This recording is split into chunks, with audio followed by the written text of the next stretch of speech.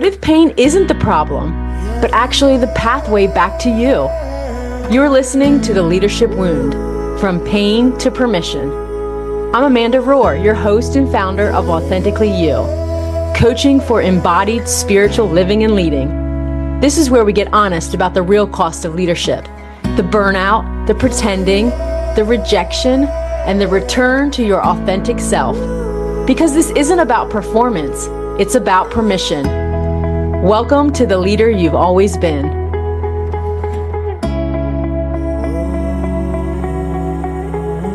Their projections are not your truth, and their discomfort, it's not your responsibility. I'm not talking about leaders who act recklessly or without integrity, but I know that as leaders, we often feel like it's our job to make sure everyone understands us.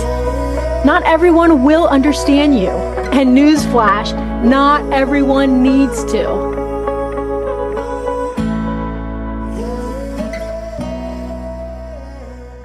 Hey there, so glad you're tuning in to my first episode of The Leadership Wound. We're starting it off by being real about what all leaders have experienced at some point in their lives, but that no one is really talking about. Are you a leader who has felt like you don't fit the mold? Like you're constantly being told you're too much or not enough? If so, you're in the right place. In my 25 years of experience leading and coaching individuals, I've seen it all. From colleagues internally comparing themselves to others, to those I've coached desperately seeking a more life-giving way to lead. This struggle is real. And sadly, this pursuit to quote-unquote fit the mold, it's silently sabotaging the next generation of our most talented leaders. Leaders are either leaving their workplaces or silently falling apart, struggling to live up to expectations that never feel true to who they really are, because no one really wants to talk about it or admit that they are not meeting expectations or that they're falling short of what they thought leadership was supposed to look like. I know this journey because I've walked it myself, from pain to permission, letting go of old mindsets and building emotional resilience and finding a new way forward, one that's marked with authenticity and freedom. And if I can do it, you can too. But the first step is awareness. It's recognizing that we are leading like this and that it isn't working. We must acknowledge first what is no longer serving us. In today's episode, we're diving straight into something so many of us feel deep within our souls. It's that tension between how leadership is supposed to look and how it actually feels when it doesn't fit you. When we're constantly trying to lead from someone else's script, it can be exhausting. And here's the truth. You can't lead like that. You were never meant to. Well, let me back up a little. Technically, you can lead like that. We've all done it, but it will cost you. It'll cost you your peace, your joy, your health, and the relationships around you. Let's get honest for a moment, can we? How many times have you been told you need to be all things to all people? You've been told you're too emotional, too quiet, too intense, maybe not enough of this or too much of that.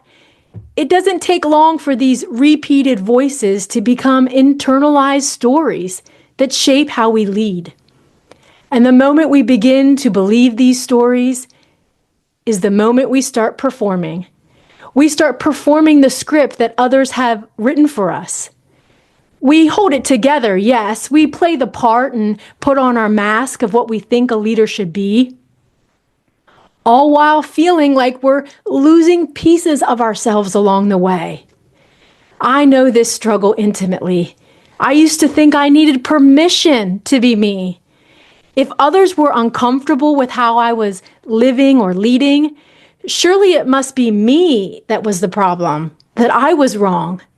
I was a master at self-abandoning, being who others wanted me to be, because isn't that a sign of humility? I would hide parts of my leadership for fear of not getting a seat at the table.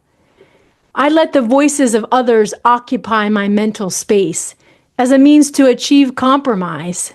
I gave away prime real estate, my mental space, until one day I finally dismantled the illusion.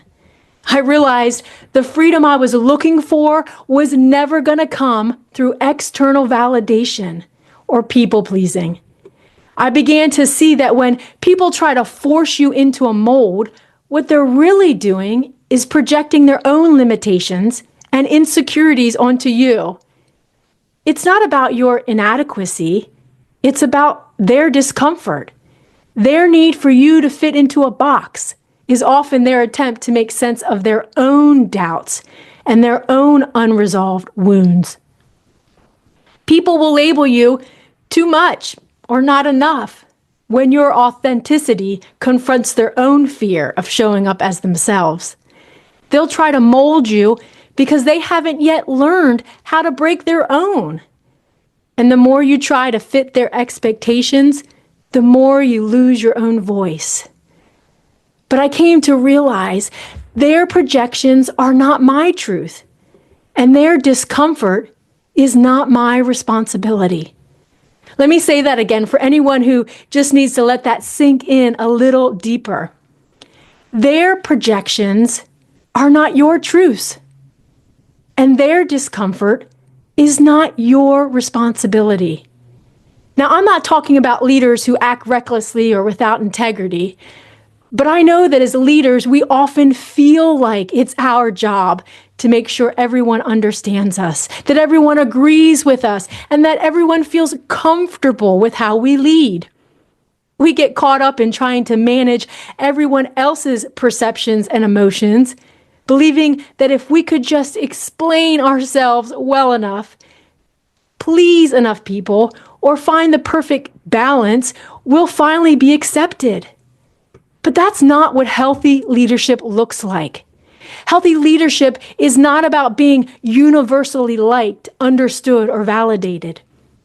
It's about staying true to who you are, even when it disrupts someone else's comfort or expectations.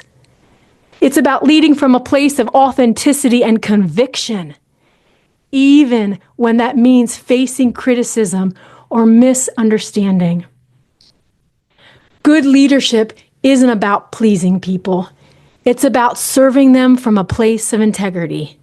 It's about being rooted deeply enough in who you are that you're not swayed by every opinion, every critique, every attempt to put you back into the mold. Because here's the truth. Not everyone will understand you. And newsflash, not everyone needs to. Here's the thing about good leaders. They see and know what those who are following don't always see and know.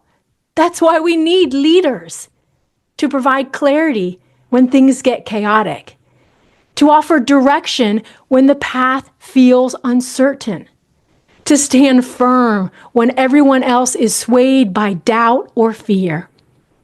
But you can't offer that kind of clarity, direction, or strength if you're caught up in trying to fit the mold that others have built for you. And if you're not careful, or you're unhealthy, or not self-aware, you can fall into the same trap and project your stuff on others. In my own journey, I had to step away from the narratives of others and return to my own. Permission granted. I went straight to the source of my being, and I continue to do so. As my creator, God is the only rightful authority to speak into these matters. And over time, many coaches and many experienced leaders have guided me on this path from pain to permission. I've learned and I continue to learn this art of embracing an embodied living and leading from a place of authenticity and vulnerability. And yes, that does mean I am not everyone's cup of tea, and I'm okay with that. I remember a colleague once said of me, Amanda's very clear on who she is and what she wants. And at the time, I couldn't tell if it was meant as a compliment, a criticism, or even tinged with a hint of jealousy. But later I realized that that statement captured something powerful about me. It revealed the results of hours of coaching and spiritual direction and deep inner work to uncover my authentic self. Yes, I do know who I am and how I want to show up with this one precious life I've been given. And as leaders, we can't afford not to know who we are. Because here's the thing, that awareness I had to find, it's the same awareness you need to find too. It's recognizing that you are living from a script that doesn't belong to you. It's acknowledging that this performance isn't serving you anymore. And then it's about giving yourself permission to change, to step into who you truly are, not who others expect you to be. Because if you don't know who you are and how you want to show up in your leadership, you're not going to be able to lead others effectively or in a healthy way. And here's the irony. When people tell you, you can't lead like that, what they really mean is, you can't lead like you. They're saying that the way you naturally lead, with your intuition, your sensitivity, your intensity, your compassion, well, it isn't enough. And if we have, as leaders, haven't found a way to lead authentically, how can we lead others into that type of freedom? Here's the truth. I'll leave this with you so that we can wrestle together. Pretending to lead like someone else, it isn't working because it was never supposed to. You weren't meant to, and you can't lead like that. You can't do all that pretending, pleasing, performing, burning out without it costing you something. Your peace, your joy, your sleep, your health, and even yourself. The only way forward is to lead like you. And at some point, we have to answer the question, how long will you keep pretending this is working? How long will you let the effects of leading this way rule you? How long will you allow yourself to live a fractured life, torn between who you are and who you think you're supposed to be? When is enough enough? At some point, we all have to decide that the cost of pretending is too high. You have to decide that you are worth showing up as your true self. You have to decide that your voice, your vision, your leadership, as you are, is enough. Because it is. Thanks for tuning in to The Leadership Wound. I'm so glad you're here, and I'm excited to continue this journey with you. If you're ready to stop performing and start leading authentically, hit the subscribe button so you never miss an episode. You can also follow me on Instagram, Facebook, and at my website, authenticallyu.org. Until next time, lead like you.